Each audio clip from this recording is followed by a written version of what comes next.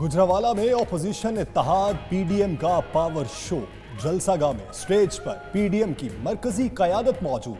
थोड़ी देर तक खिताब होगा। जिन्ना स्टेडियम में मुख्तलिफ जमातों के झंडों की बहार। जलसागाह भरने के लिए तमाम जमातें पंजाब और केपी के मुख्तलिफ शहरों से कारकुनों के काफिले लेकर गुजरावाला पहुंचे।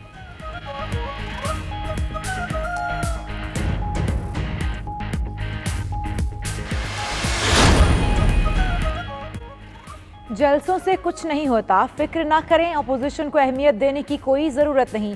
फजलुर रहमान कहते कुछ वुज़रा परेशान हो गए थे, उनसे कहा था 15 दिन इंतज़ार कर लें, ये खुद चले जाएंगे। वज़ीर आज़म का पार्लिमानी पार्टी इजलास से खिताब। तकरीब के दौरान कहा NRO देना और समझौता करना आसान रास्ता है, जमा होकर शोर मचा रहे हैं, NRO दे दो।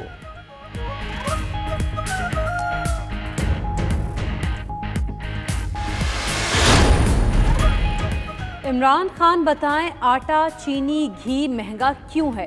शाहिद खाकान अब्बासी ने कहा आज गुजरांवाला ने मैदान मार लिया, ये अवाम और पाकिस्तान में जमहूरियत की फतह है।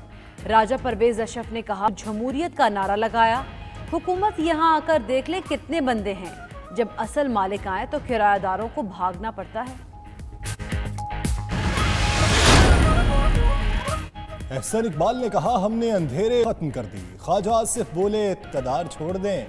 मियां इफ्तिखार हुसैन ने कहा नियाजी पख्तूनों का बाइज्जत कबीला है, गो नियाजी गो नहीं, गो इमरान गो कहें।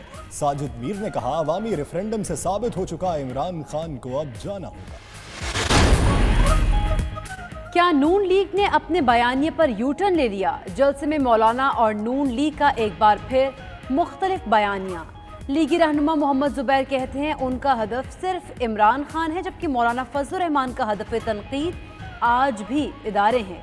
मौलाना और मरीम लाहौर से अलग अलग निकले। मौलाना के काफिले से पहले मरीम नवाज जलसागाह पहुंच गए।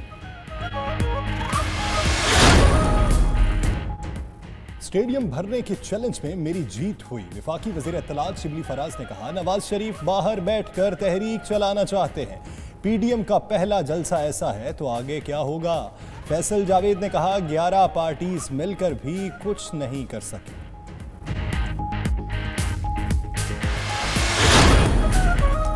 ऑपोजिशन को फ्री हैंड दिया, कोई रुकावट खड़ी नहीं की। वजीर आला पंजाब की गुफ्तगू।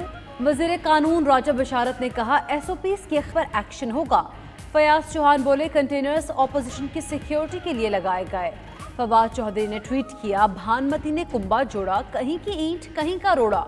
शहबाज गिल की मौलाना फजलुर रहमान के काफिले पर तनकीद।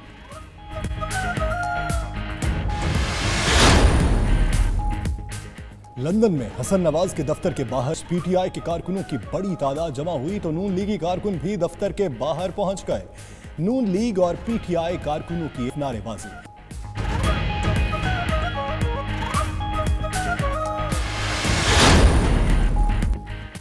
वज़ीर आज़म इमरान खान आज टाइगर फोर्स से खिताब करेंगे। इस्लामाबाद में PTI टाइगर्स का कन्वेंशन होगा।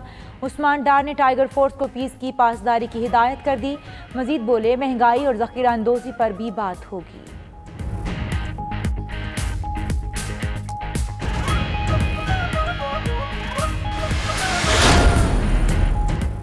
कौमी असम्बली में हुकूमती और अपोजिशन अराकीन के नारे। अपोजिशन के वज़ीर आज़म उठकर चले गए। स्पीकर ने नफीसा शाह को वीडियो बनाने से रोक दिया। वक्फे के बाद इजलास पीर की शाम तक मुलतवी।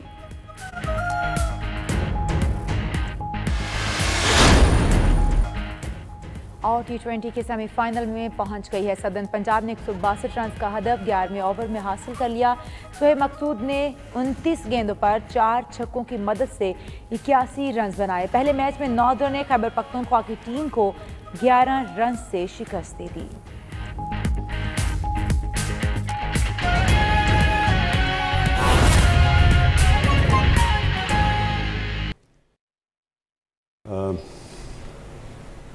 डायरेक्टर नास्ट, स्टूडेंट्स, मेरे वज़ीर,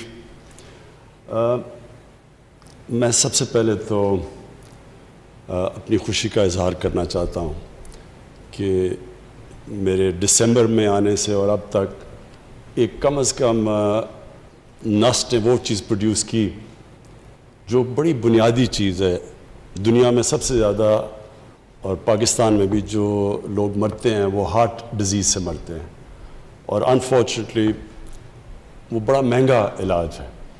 तो उसकी एक तो आपने ये जो आज स्टेंट्स लोकली प्रोड्यूस किए और जो उसकी बहुत बड़ा प्राइस डिफरेंशियल है, एक तो ये काम किया कि आपने हमें हमारा फॉरेन एक्सचेंज बचाया, और दूसरा कि मौका दिया कि और ज़्यादा गरीब मरीज़ों का जिनको हार्ट डिजीज़ है उनका हम इलाज कर सकें। तो ये बहुत खुशाइन चीज़ है। मैं दो चीज़ें पहले कहना चाहता हूँ, और स्टूडेंट्स आपसे उसके बाद जो मैं आपसे जो बात करना चाहता हूँ ह्यूमन पोटेंशियल पे, ये सब कुछ रिलेटेड है।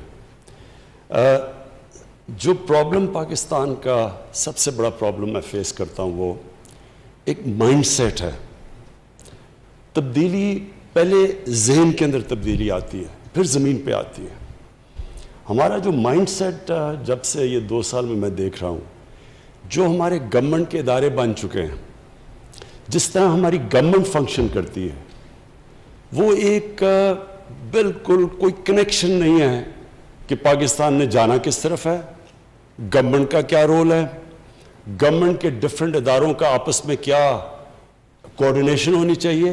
ये सब कुछ फ्रैक्चर हो चुका है, और इसकी सबसे बड़ी वजह यह है कि जो एक नेशन अपना विजन तय करती है कि हमने जाना किधर है, वो विजन ब्लर हो चुका है, उसमें क्लैरिटी नहीं है। और जब उसमें क्लैरिटी ना हो तो जो फिर एक गवर्नमेंट के इदारे हैं उनके अंदर भी फिर क्लैरिटी नहीं रहती।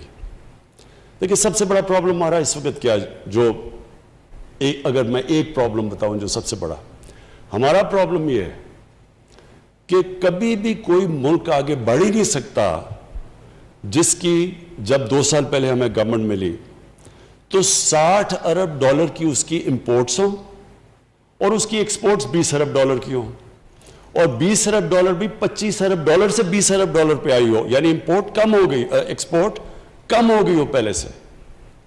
कोई दुनिया में मुल्क तरक्की नहीं कर सकता क्योंकि आपकी वेल्थ जनरेशन ही नहीं होती। जब आपके मुल्क से ज्यादा डॉलर्स बाहर जा रहे हों और मुल्क में कम डॉलर्स अंदर आ रहे हों तो मुल्क कभी हमें खुशहाल हो ही नहीं सकता। हर थोड़ी देर के बाद हमें IMF के पास चले जाना पड़ता है। क्यों IMF के पास जाते हैं? कि हमारे पास डॉलर की कमी हो जाती है, हमारे रिजर्व्स खत्म हो जाते हैं। रिजर्व्स ने खत्म होना ही है, जबकि आप 40 अरब डॉलर ट्रेड गैप जिस मुल्क में हो, वो प्रेशर तो रिजर्व्स पे पड़ेगा, फॉरेन एक्सचेंज रिजर्व्स पे। जब रिजर्व्स कम होंगे रुपया गिरना शुरू हो जाएगा। जब रुपया गिरेगा तो महंगाई आएगी, क्योंकि सारी चीज़ें जो हम इंपोर्ट करते हैं, तेल है, जो गैस, जो बुनियादी जो फिर ट्रांसपोर्ट में जाती हैं, जो बिजली बनाने में जाती, सब महंगी हो जाती हैं।